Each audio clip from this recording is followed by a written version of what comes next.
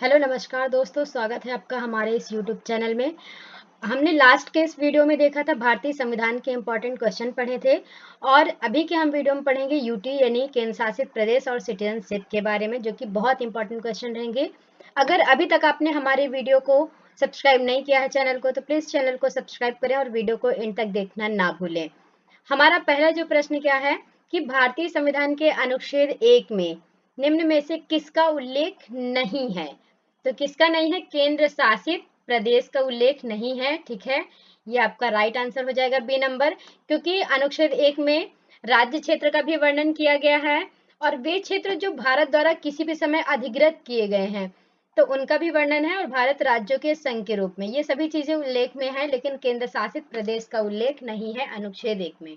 अगला प्रश्न हमारा क्या है कि राज्यों के संघ के बजाय राज्यों के संघ को प्राथमिकता देने के लिए निम्न में से कौन सा सबसे वैध कारण रहा है। तो क्या हो जाएगा? भारतीय संघ जो है अमेरिकी संघ की तरह राज्यों के बीच किसी समझौते का परिणाम नहीं है और राज्यों को संघ से अलग होने का कोई अधिकार नहीं है। संघ अविनाशी है। संघ यानी जो केंद्र की हम बात करें वो अविनाशी है, जिसका नाश नहीं किया जा सकता है, खत्म नहीं किया जा सकता है, और देश को केवल प्रशासन की सुविधा के लिए विभिन्न राज्यों में विभाजित किया गया है। ठीक है, तो आंसर हमारे जो है वो ए और बी दोनों हो जाएंगे, यानी सी नंबर राइट आंसर हो जाएगा आपका, क्योंकि जो वैध कारण है वो क्या है कि संघ की तरह राज्यों के बीच समझौते का परिणाम नहीं है ये, और अलग नहीं किया जा सकता है, क्योंकि जो हमारे यहाँ संपूर्ण शक्ति है वो केंद्र के पास होती है, लेकिन उन शक्तियों का विभाजन, जो प्रशासन का विभाजन है, वो सुविधा के अनुसार राज्यों को दिया जाता है, जिससे कि शासन को सुचारू रूप से चलाया जा सके। ठीक है, अगला जो है हमारा प्रश्न वो क्या है कि अनुच्छेद 1 के अनुसार निम्न में से कौन सा भारत के अंतर्गत आता है।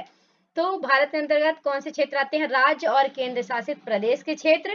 ठीक है, और वे क्षेत्र जो भारत द्वारा किसी भी समय अधिग्रहित किए जा सकते हैं। मतलब ए और बी दोनों आपका राइट आंसर हो जाएगा, यानी सी नंबर आपका राइट आंसर है।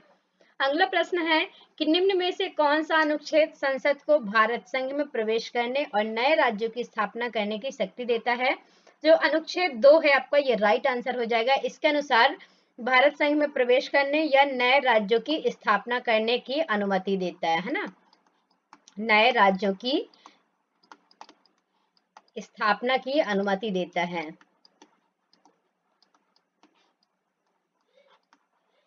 स्थापना की अनुमति देता है। ठीक है, ये आपका राइट आंसर हो जाएगा।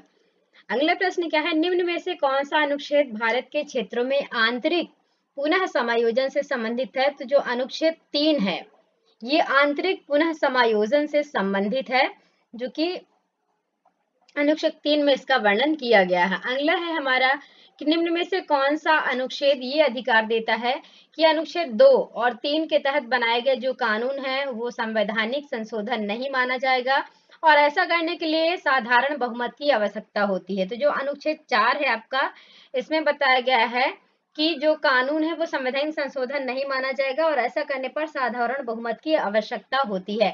मतलब साधारण बहुमत के बिना आप इस काम को नहीं कर सकते हैं। ठीक है, अगला प्रश्न है कि भारतीय क्षेत्र को विदेशी राज्यों को केवल इसके द्वारा ही सौंपा जा सकता है।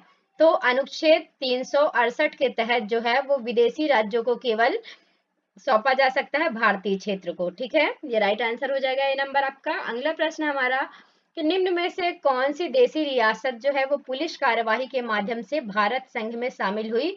तो जो हैदराबाद है वो कानूनी कार्यवाही या पुलिस कार्यवाही के माध्यम से भारत के संघ में शामिल हुई है, यानी केंद्र में शामिल हुई है। अगला प्रश्न हमारा क्या है कि निम्न में से कौन सी रियासत जनमत संग्रह के माध्यम से संघ में शामिल हुई है। तो आपको पता होगा जो जूनागढ़ देशी रियासत है वो जनमत संग्रह के आधार पर संघ में शामिल हुई है, क्योंकि वहां का जो राजा था वो कैसा था? मुस्लिम था, वहां की जनता हिंदू थी।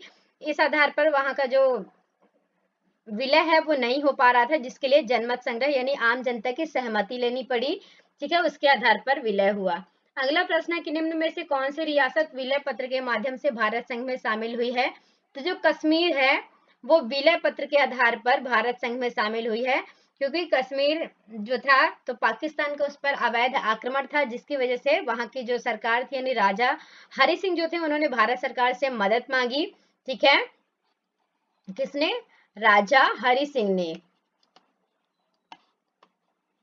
राजा हरि सिंह ने भारत सरकार से मदद मांगी, जिसके लिए भारत सरकार ने क्या कहा कि विलय पत्र पर हस्ताक्षर करने के बाद ही हम कोई मदद करेंगे। ठीक है, विलय पत्र पर हस्ताक्षर के बाद हम आपकी मदद करेंगे। तो कश्मीर का विलय पत्र के माध्यम से भारत संघ में शामिल हुआ। अगला प्रश्न हमारा, निम्न में से कौन सा संवैधानिक संशोधन सिक्किम को भारत संघ में शामिल करने से संबंधित है? तो जो 35वां अमेंडमेंट है या संशोधन है, उसके अंतर्गत संवैधानिक संशोधन सिक्किम में भारत संघ को शामिल करने से संबंधित है। अगला है आपका, निम्न में से किसे गिरफ्तारी और हिरासत के खिलाफ सुरक्षा प्राप्त नहीं है? तो किसे प्राप्त नहीं है? अनुच्छेद 22 के अंतर्गत तो शत्रु इलियंस। ठीक है, ये आपका राइट आंसर हो जाएगा। अगला प्रश्न, निम्न में से कौन सा मौलिक अधिकार जो है भारत के नागरिकों और विदेशी दोनों के लिए उपलब्ध है? तो इसका राइट आंसर क्या हो जाएगा आपका? भारतीय नस्ल, जाति, लिंग, जन्म स्थान के आधार पर भेदभाव के खिलाफ अधिकार, सार्वजनिक रोजगार के अवसर की समानता का अधिकार, भाषण और अभिव्यक्ति, सभा, संघ, आंदोलन इसकी स्वतंत्रता, अपराधों के लिए दोष सिद्धि के संबंध में संरक्षण। ठीक है, तो जो मौलिक अधिकार भारत के नागरिक और विदेशी दोनों के लिए है वो क्या है कि भाषण और अभिव्यक्ति, सभा, संघ, आंदोलन, पेशे और स्वतंत्रता, ये सभी, यानी सी नंबर आपका राइट आंसर हो जाएगा। ठीक है, अगला प्रश्न हमारा क्या है? अनुच्छेद 5 से 11 संबंधित है। तो किससे संबंधित है अनुच्छेद 5 से 11? नागरिकता से संबंधित है। ठीक है, ये ए नंबर आपका राइट आंसर हो जाएगा। भारतीय नागरिकता का वर्णन अनुच्छेद 5 से 11 में किया गया है और अनुच्छेद 12 से 35 जो है वो मौलिक अधिकारों के बारे में वर्णन करता है। ठीक है, जो मौलिक अधिकार है उसका वर्णन किसमें है? 12 से 35, ये आपका मौलिक अधिकार है। ठीक है, अगला प्रश्न हमारा क्या है? नागरिकता अधिनियम 1955 में निम्न में से किस वर्ष में संशोधन नहीं किया गया? तो 2006 में नागरिकता से संबंधित कोई भी संशोधन नहीं किया गया है। ठीक है, 1955 में जो अधिनियम बनाया गया था उसके अनुसार। अगला प्रश्न हमारा, निम्न में से कौन सा भारत में नागरिकता प्राप्त करने का तरीका नहीं है? तो त्याग। त्याग के माध्यम से आप नागरिकता प्राप्त नहीं कर सकते हैं, बाकी वंश परंपरा के अनुसार आप नागरिकता प्राप्त कर सकते हैं, जिसके अनुसार अगर आपके माता या पिता दोनों में से कोई भी एक भारत का नागरिक है तो आपको नागरिकता मिलेगी।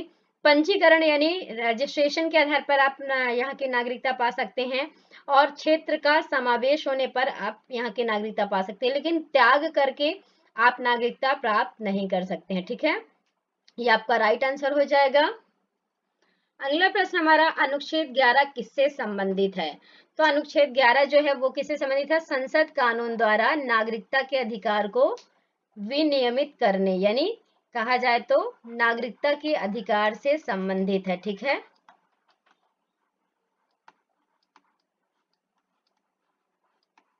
नागरिकता का अधिकार, अनुच्छेद 5 से 11। ठीक है, अगला प्रश्न हमारा क्या है?